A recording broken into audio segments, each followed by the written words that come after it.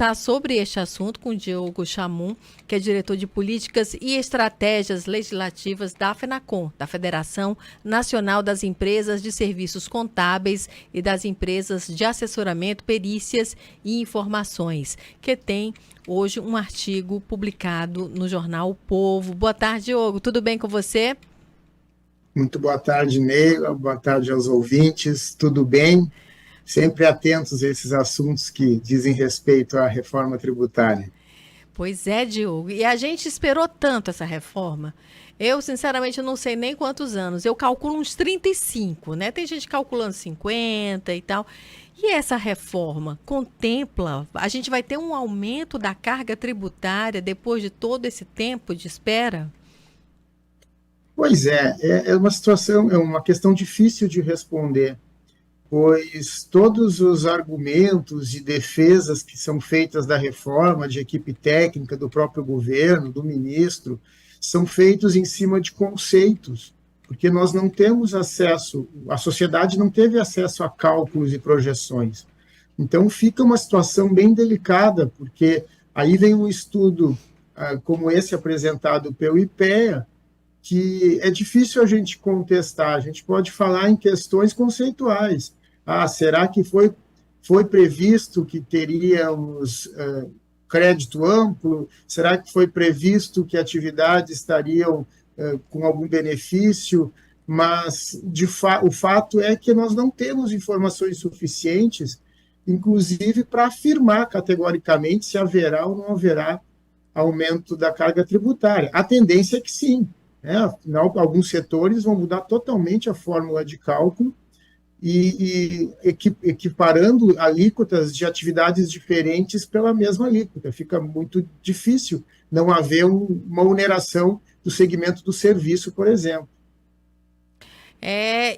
Enfim, essa é uma questão muito importante porque a gente sempre precisou como é que eu posso dizer, diminuir a quantidade de impostos. Se falou de imposto único, se falou em 5 impostos, várias teses já foram discutidas ao longo dos anos e essa é a primeira vez que alguma coisa concreta anda.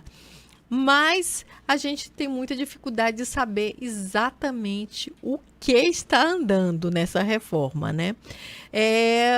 Enfim, você disse, é difícil avaliar, é difícil saber. Mas as alíquotas vão ser pagas. A reforma também vai ser fatiada, né? Ela não vai ser implantada toda de uma vez. Nesse primeiro momento, o que deve mudar para as pessoas? Deixa eu fazer um reparo na tua colocação, que houve um grande início de reforma tributária de muito sucesso, que foi a implementação do Simples Nacional, que é um modelo hoje já totalmente reconhecido, com efeitos positivos, só que foi para uma classe de empresas menores, micro e pequenas empresas, mas houve muito sucesso na unificação de alguns impostos, na simplificação de cumprimento de obrigações acessórias, inclusive na redução de carga tributária para estas micro e pequenas empresas.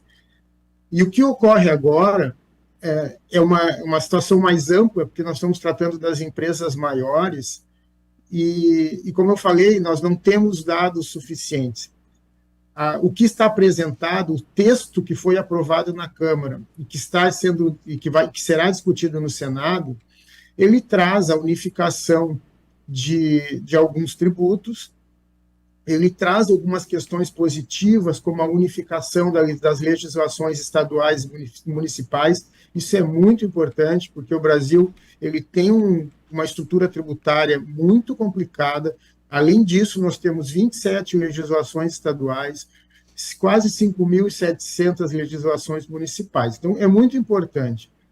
Mas tem que ficar muito claro que acho que a questão de que a sociedade dá mais atenção, que é da carga tributária, ela está sendo bastante discutida, apesar de a gente não ter alguns dados.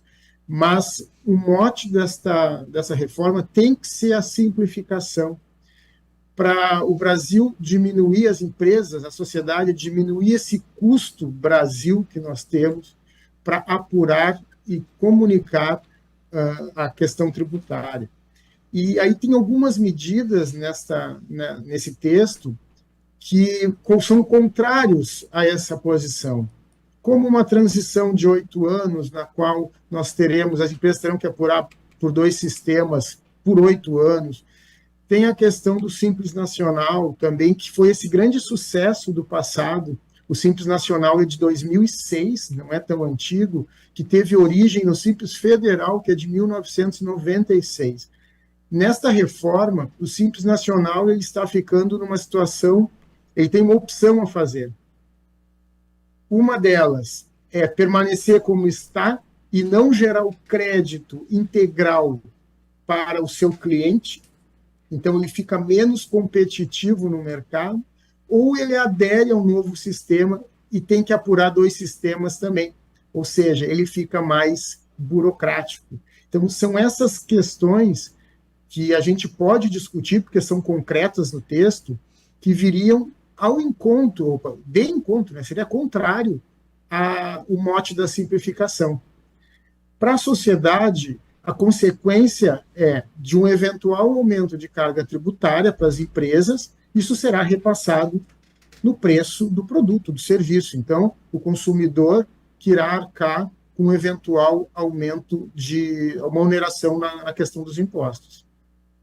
E é tudo que ninguém quer, né? Tá todo mundo aqui brigando para reduzir a inflação, para reduzir juros, para ter uma inserção maior de pessoas no mercado de trabalho, enfim. Não, tenho certeza que o governo não quer isso e ninguém, nem sociedade civil. A questão é como se equaciona. Um dos argumentos do ministro Fernando Haddad é o seguinte: quanto mais excepcionalidades, mais caro fica a alíquota do imposto. Enfim, seria o momento de tirar as excepcionalidades?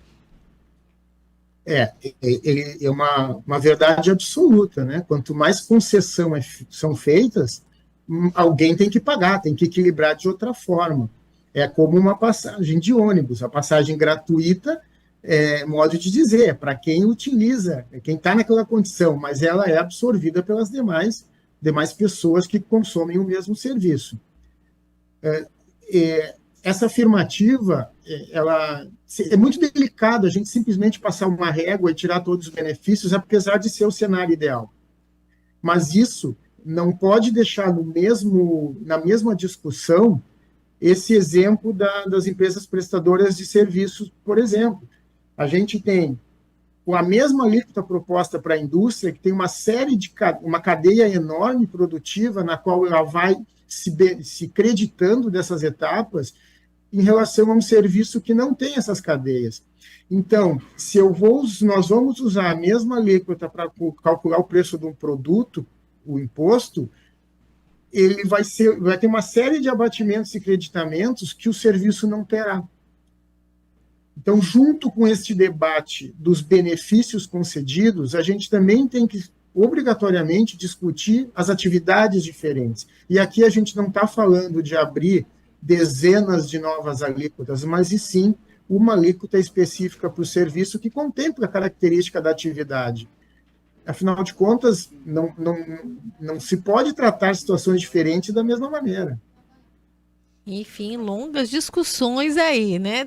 A proposta vai para o Senado ainda, vai ser muito discutida no Senado, vai voltar para a Câmara dos Deputados. Enfim, a gente vai ter ainda um semestre de muitas discussões sobre essa nova tributação, que também vai sendo aplicada aos poucos, né? Os estados vão ter que se adaptar, os municípios, enfim, uma longa jornada.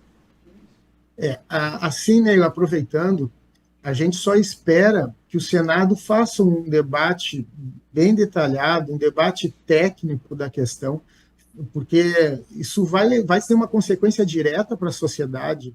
A reforma ela vem para auxiliar na nossa economia, para destravar a nossa economia. Então, o debate tem que ser muito técnico e o aspecto político, dentro do possível, tem que ser deixado de fora.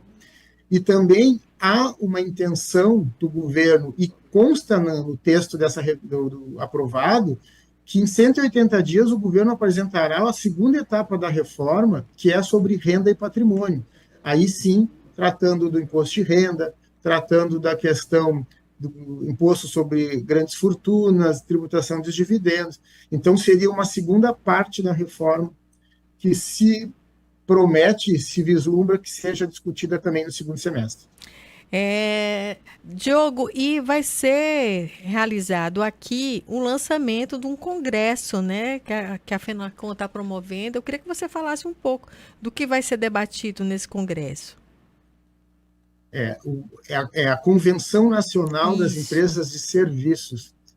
É o maior evento empresarial da área de serviços do Brasil.